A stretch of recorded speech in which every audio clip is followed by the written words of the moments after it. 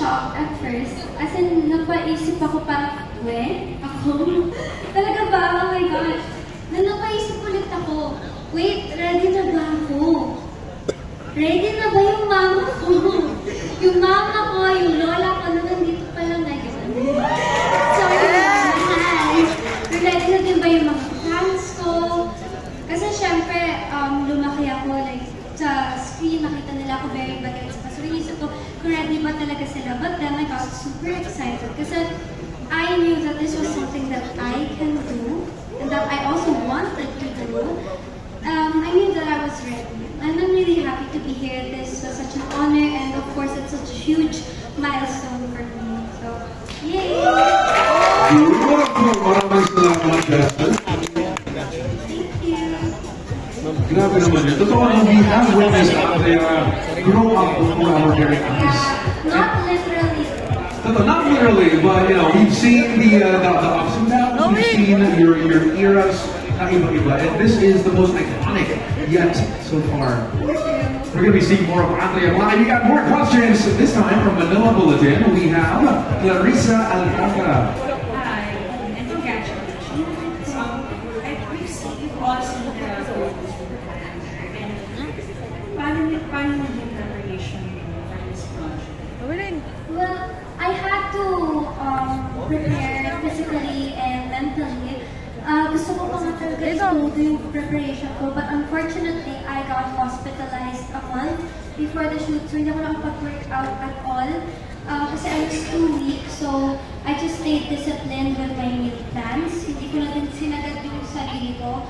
Kasi I also didn't want to push this idea that you had to look a certain way or a specific body shape para maging calendar girl ka.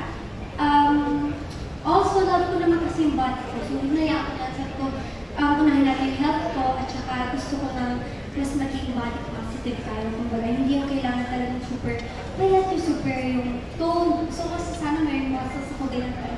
Wala, hindi kinaya. Na-hospital girl. So, and also, I studied the concept with my team kasi gusto ko talaga maging kakaiba yung mapapakita ko sa buhay. Really? As in, nilaban ko yung yes! Nagalit na yung Thank you po. Beautiful. Redefining what beauty truly means. Love that. Okay, moving on to the next question. This time, coming from Cerezo of ABS-CBN. Congratulations. Thank you. What is your attributes of a Tanboy calendar you have that made you win the title this year? For me po kasi ang Tanboy calendar girl is about being real and confident. Kailangan mo embrace kung sino ka talaga. Kailangan mo accept yung flaws mo. So, siguro na-earn ko po yung title niyan this year kasi I learned how to own every version of myself. Yung playful side ko, yung soft side ko na strong and fierce. So, yeah, really proud of that. Siguro yun po. We cannot be more proud of what you're becoming. Next up, we have Acquire.net, Jessica Evangelista. Hi, Andrea. Congratulations. Nakita ng mga tao because of your iconic TV roles like Adele and Tito. So how does it feel to step into a more mature role, a face of your career? Well, it feels empowering, definitely. But sometimes, I kind of feel weird. Sometimes, kasi parang kasi na nakita akong bagay sa kwet. Tapos yun, nakita nila ganito na yung get-up ko. But yun nga, so in a way, it feels empowering for me kasi talagang I like to shock people. I like to keep them guessing kung anong next kong gagawin. So yeah, it feels amazing. It feels good na nakita nila akong bagets at yun nakita niyo na ako as a woman. And now I am more intentional with what I do. I am more confident with what I want to do with my career. Mas in control na ako in my career right now. So hindi na siya about proving anything. It's more about enjoying where I am and just celebrating how far I've come. Now I'm thinking,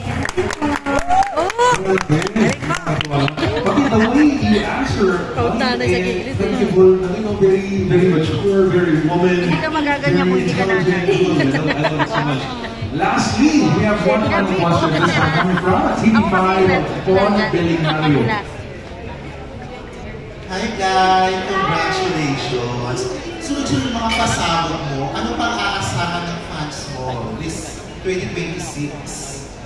Actually, madami pa. Madami pa mga ganap na hindi nila inaakala. Madami pa pong mangyayari. Siguro masabi ko talaga, more mature roles and more creative projects. Maraming exciting collaborations. And yun eh, mas gusto ko lang mag-evolve, not just as an actress, pero as a woman din. So, ayan, excited lang ako na makita ng lahat ng tao kung ano mga mangyayari next year. Excited din kami. Congratulations! Thank you po!